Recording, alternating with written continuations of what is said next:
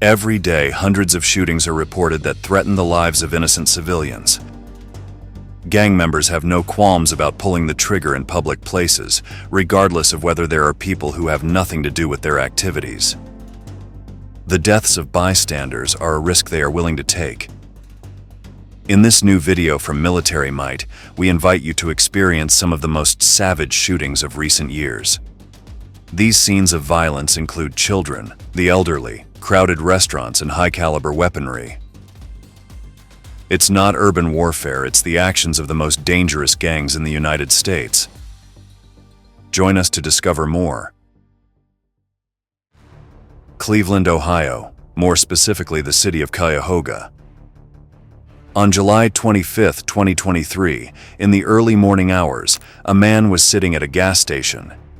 He was a 34-year-old who had gone there to make some purchases at the local market. Suddenly, a massive gang of 12 teenagers, aged between 13 and 17, arrived with a confrontational attitude. Many of them were just kids, so the man didn't pay them much attention, at least until they approached him to directly assault him. Without warning or provocation, a multiple attack was unleashed against the man waiting at the gas station. Like piranhas, the group of youths unleashed their fists and weapons on an innocent civilian. All the recorded footage was submitted as evidence to the authorities and then to the media. Let's look at that moment from the perspective of one of the security cameras. Disgusted, appalled, sickening, all words used at this afternoon's news conference describing this brutal gas station attack caught on camera. Prosecutors say a 34-year-old man sitting outside that gas station at the corner of East 140th and St. Clair did nothing to provoke that beatdown just after 12:30 yesterday morning. A swarm of attackers seemingly striking for no reason, some heavily armed. The news anchor spared no adjectives, and he was right.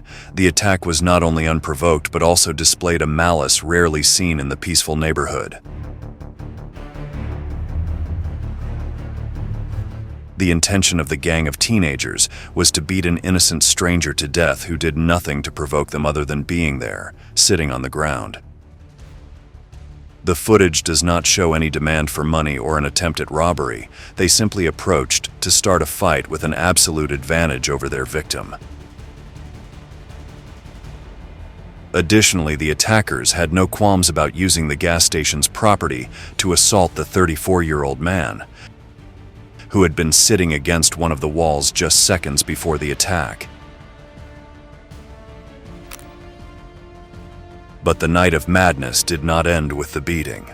This group of young criminals had one last thing in mind: bullets, screams, and civilians running for their lives.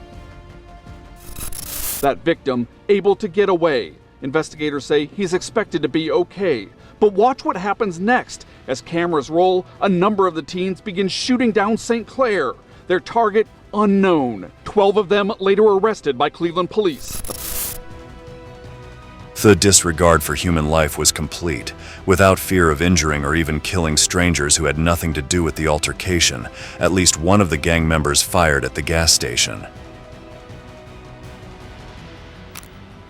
7 shots were reported, but fortunately, none hit a person, so there were no fatalities. As for the man who was beaten by the enraged mob, he managed to get up on his own and escape the punches. Cuyahoga prosecutor Michael O'Malley noted that at the moment the youths opened fire, a bus was passing by on that same corner. The situation could have easily turned into an unprecedented tragedy, but fortunately, that outcome remained confined to the darkest realms of speculation. According to the investigations, the 12 suspects, 9 boys and 3 girls, arrived at the gas station in stolen vehicles that had been reported the previous day. They were evidently on a spree of violence that had been ongoing for several days. Within 2 hours of the incident, the Cleveland police were able to locate the attackers after a neighbor called 911 reporting screams and gunshots in their neighborhood. It was the same group of youths causing havoc in another part of the city. When officers arrived, they had to enter a house where the criminals were hiding. All of them were in the basement. 2 had loaded firearms, but they did not use them to resist arrest. Perhaps out of fear or because they knew the punishment for their crimes wouldn't be too severe, they preferred to be apprehended rather than face a gunfight. Prosecutor O'Malley clarified that several of the suspects had been involved in other similar crimes reported throughout Cleveland. The area is in a state of emergency as armed crime and gang activity have grown exponentially in recent years. Experts debate the reasons, but the realities on the streets. Day after day, similar fights and altercations as those captured by the security camera are reported. Some factors repeat: the use of guns and the young age of the perpetrators, many of whom are still in school. This is how Mayor Mike Polensek described the situation. What we're dealing with today in the streets of Cleveland are urban terrorists. Let's not make no bones about it. Urban terrorists. What you saw on that screen was terrorism. That's what we have experienced in the last month in the 5th District. Terrorism. People afraid to sit on their front porches. People afraid to go to church. The words are harsh, but they reflect the reality of the region. And what's most concerning is that this isn't an isolated phenomenon. Similar crimes occur daily. For the next case we'll analyze, we need to travel from Ohio to North Carolina, more specifically to the community of Henderson. Let's set the context before delving into the terrible attack suffered by the residents. Sunday, May 28, 2022, was just like any other day for the employees of a gas station located at 600 W. Andrews Avenue. After 4:20 in the afternoon, a young man emerged from a white car that had been parked for a while and walked toward the gas station's market. He was carrying high-caliber weaponry, ready to carry out yet another of those infamous acts of urban terrorism. Let's see the action as it was recorded by the security cameras at the scene. Gunshots rang out at a gas station in North Carolina, and authorities say miraculously no one was seriously injured. Although it isn't visible in the security camera footage, a second vehicle on the road fired a series of shots that completely destroyed the entrance door to the market. It was a classic drive-by shooting, a type of attack carried out from a moving vehicle, with the aim of eliminating a member of a rival gang. The shooter on the highway wasn't particularly accurate, as none of the shots hit their intended target.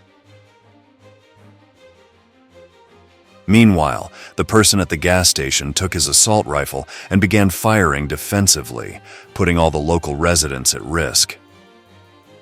Imagine what this simple customer experienced as he had to crawl away, praying not to be struck by a stray bullet. He immediately fled to his vehicle to get away from this makeshift war zone. What's unusual about this case is that 4 of the participants voluntarily turned themselves in to the police, including a minor whose identity remains protected. One of the suspects, a 21-year-old named Turnage, was granted bail of $65,000 and charged with unlawful use of a deadly weapon with intent to kill, as well as property destruction and discharging ammunition in an urban area. It's rare for members of both sides of a conflict to choose to lay down their arms and face the corresponding charges. Fortunately, that was the case in Henderson. Despite the commendable act of facing their crimes, the 4 accused still endangered dozens of people, as described by one of the journalists who covered the situation at the scene. Those bullets burst through the glass here outside the Gate City food store. This was in broad daylight Saturday afternoon. More of those bullets flew across the street into the apartments you see over here toward those apartments. This was just 20 seconds of terror, all of it caught on surveillance camera video. This region of North Carolina is not accustomed to armed confrontations, so the sound of semi-automatic weapons being fired alarmed the entire community. As we mentioned, fortunately, there were no injuries, and those responsible for those 20 seconds of horror were apprehended. Nonetheless, the shooting at that gas station is another sign of the increasing hostility in the streets of the United States. The reasons are varied, from marginalization due to unemployment to increased drug use like fentanyl, but the result always involves gunfire and the blood of innocent people being shed. The same thing happened on March 4, 2019, at an IHOP restaurant in Long Island, New York, where criminals clashed without regard for the consequences, causing severe injuries to an individual present. Imagine going to your favorite restaurant with your family. It's past 1 in the afternoon, so it's time to think about lunch. You enter one of the many IHOP locations, expecting to have a quiet moment with your loved ones, unaware of what fate has in store. Suddenly, 2 young men enter the restaurant, looking nervous with their faces partially covered by their clothing. They head towards the table of a solitary diner, a 19-year-old named DeAndre Green. He is about to become the center of a bloody shooting right in the middle of the restaurant. At least 20 people dining mere feet away are startled by the gunfire as the 2 victims stumble toward their tables, trying to take cover with bullets flying overhead. One man knocks into and then stumbles over a high chair holding a young child. Close-range gunshots, people running, and even a baby in its high chair were part of the chaos caused by the gunfire. One of the criminals fell on top of the child but managed not to throw him to the ground. Still, the infant's lunch was interrupted by the armed violence that has plagued the streets of New York for years, echoing some of the city's darkest times. The shooting was motivated by gang rivalry involving the legendary Bloods. Interestingly, this group originated on the other side of the country in the streets of Los Angeles, where they fought against their mortal enemies, the Crips. Over time, the organization's business and influence spread across the entire United States. Green was an active Blood member, and it is presumed that the individuals who entered the restaurant belonged to a rival faction. Unfortunately, unlike the cases previously analyzed, this one did result in serious injuries. The shots fired by DeAndre Green severely wounded Tyreek Corbin, one of the young men who approached to confront him. One of the bullets struck him, requiring immediate medical attention. After a long and painful stay in the hospital, he survived, much to the relief of the shooter, as this significantly reduced his legal troubles. Green was immediately arrested by New York officers, who quickly pinpointed the location where he had fled. Due to his reckless and highly dangerous actions, he was sentenced to 15 years in prison, with a minimum of 5 years of police supervision upon his release. He can be considered fortunate, as prosecutors sought and advocated for a sentence of over 30 years, arguing that his response to the perceived threat was reckless and savage. He opened fire without any regard for the innocent lives dining there, from infants to the elderly, all exposed to gang violence on what was supposed to be a normal and peaceful day. At a news conference earlier today, Suffolk County Police say the shooting was gang-related, a targeted attack. Innocents caught in the middle. Initially, Green pleaded not guilty to all charges. His lawyer claimed that the young man acted in self-defense because the men who entered the store were rivals sent to kill him on the spot. What the prosecution was able to reconstruct is that Green had prior altercations with the two men who entered, and that there had never been any discussion of lethal retaliation. The young man acted impulsively and excessively due to being under the influence of drugs, citing the accused's testimony. "I always carry my gun on my hip. I just lost my sanity." The young man's words, now behind bars, are a key to unraveling the causes of the attacks we've analyzed in this report. The possession of firearms by unstable individuals and, in many cases, those with extensive criminal records, is one of the problems facing the United States. It is alarmingly easy to obtain a gun, even for individuals who have already proven themselves unfit to have one. In the final case we'll reconstruct today, we'll see how the presence of weapons in urban communities turns simple neighborhoods into war zones.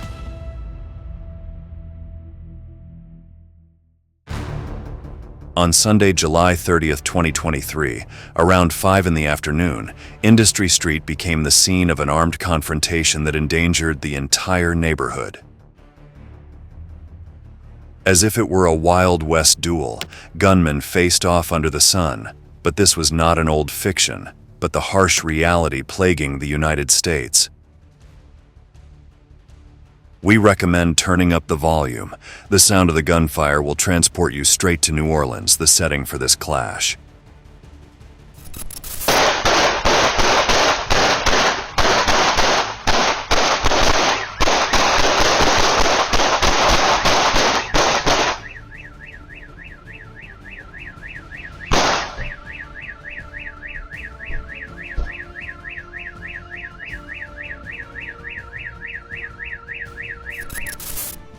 It's incredible how calm can transform into chaos, and after just a few violent seconds, silence returns to the neighborhood. In the video, you can see how a vehicle carries out one of those dangerous drive-bys, showering a house with gunfire. The aim was to shoot one of the occupants as part of a feud between local gangs. Additionally, the footage shows a black Honda, possibly a CR-V from which the attacks originated, marking the porch and windows of the targeted house. The sound of the gunfire burst forth like thunder, but almost immediately the attacking vehicle disappeared. Everything happened very quickly. A neighbor named Gregory War told the media, "At first I thought they were fireworks. When I saw the car turning around the corner, I realized they weren't." Despite the number of shots fired, only 2 people were injured: a 76-year-old woman and a 36-year-old woman. Fortunately, their lives were not at risk, and they fully recovered after a few days. After the incident, the police arrived on the scene and made a single arrest, but it was not one of the suspects. It was a resident of the shot-up home who had returned fire with a 9mm pistol. Beyond this, no other arrests were made, so the shooting was added to the long list of spontaneous attacks that occurred daily in the area. As we've been emphasizing throughout this report, urban shooters don't understand boundaries. They don't care if their crusade ends up taking the lives of innocents. They are driven solely by violence and the desire to eliminate their enemies. Let's hear the testimony of a neighbor from Industry Street who was present at the time of the events. It's sad, that anybody could get it, at any time, not even whomever you might target, you know what I'm saying? And that's something's got to change. The words of this man are as harsh as they are true. Something has to change. But what?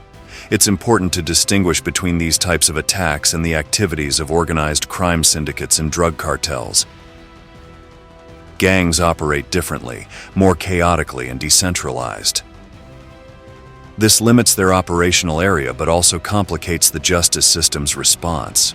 Without leaders and structure, it is difficult to apprehend all the criminals. This is why, in many cases, attacks on public safety go unpunished. Organized crime is not the only deadly threat to the population.